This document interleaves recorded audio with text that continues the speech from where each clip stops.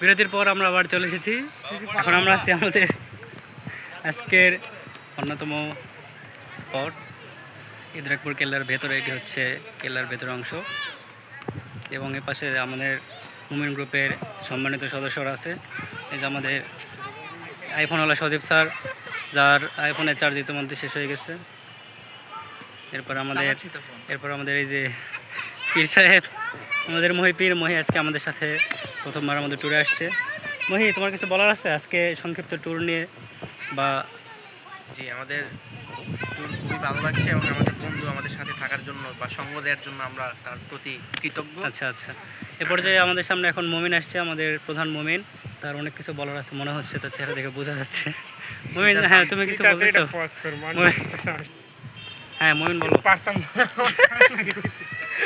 আজকে ট্যুর নিয়ে কিছু কও, যে ট্যুরটা কেমন ছিল? আজকে ট্যুরটা ভালো ছিল, আর গাইড হিসেবে সজীব চমৎকার। এর আগে আমরা নারায়ণগঞ্জ গেছিলাম, তখন সজীবের গাইড খুবই ভালো ছিল। আচ্ছা, মুখস্থ কথা এটা। আমাদের পরবর্তী ট্যুর আমরা পানামনগর, তারপরে হচ্ছে নদীর ঘাটে ঘুরতে গেছি। আচ্ছা, সজীবের ম্যানেজমেন্ট খুব ভালো ছিল। 100 ধন্যবাদ। আর আমাদের সজীব স্যার আর হচ্ছে মহিপীর প্রধান গেস্ট, এদের সম্পর্কে কিছু বলার থাকলে বলতে। দুনিয়ার ভণ্ড। আমি নাকি খালি বেলা খারাপ কথা বলি। আমি মানুষ হিসেবে কথা কম বলি, কারণ হচ্ছে কি যত বেশি কথা বলবো তত বেশি পাপের কথা মুখ দিয়ে বের। আচ্ছা, ঠিক আছে। আর ওরা যে পাপের কথা বলে আমি তার কোনো সময় আনসার দেই না। ওরা বলে তোমরা এটার প্রত্যুত্তরে কিছু বলতে চাও? মানে আমি আগে বলি, সময় 10 সেকেন্ড সময়। মানে হচ্ছে কি আমি ওদের পাপের কথা আমি কোনো উত্তর দিই না, কারণ ভালো মানুষের সাহায্য সবসময় আল্লাহর পক্ষ থেকে। আচ্ছা, ওই যে আমি যদি ওদের পাপের সাথে যদি কথা না বলি, তখন কি আমার পক্ষ থেকে ফেরেশতাদের জবাব দিই। আচ্ছা, ঠিক আছে। আমি পাপ মুক্ত। মুমিন হচ্ছে এখানে খুব সুন্দর একটা ব্যাখ্যা দিয়েছে।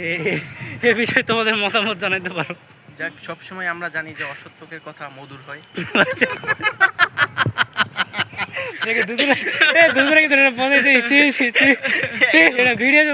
অসৎ লোক এত সুন্দর করে অসৎ কথা বলতে পারে? মুমিন নিয়ে ভালো কিছু বলতো রাসি। মুমিনের নাম থেকে কিন্তু আমাদের এই গ্রুপের নামকরণ করা হয়েছে, ঠিক আছে? কিন্তু আমাদের সমাজের মধ্যে অসৎ মানুষ বেশি থাকবে, এটা স্বাভাবিক। ভালো মানুষদের সমাজে সবসময় কম, আর ভালো মানুষের ইজ্জত যাতে অসৎ মানুষ সহজে নষ্ট করার চেষ্টা করবে। এই যে পিছনে দুজন নষ্ট করার চেষ্টা করতেছে নিজেদের কথার মাধুর্য। ওদের কথার মাধুর্য আছে, আপনারা ওদের কথা মাধুর্য শুনবেন না। তো এই ছিল তোমাদের বক্তব্য আর ডানে, ঠিক আছে? ভিডিও অনেক বড় হয়ে গেছে। তো এই ছিল আমাদের ইদ্রাকপুর কেল্লা থেকে সর্বশেষ।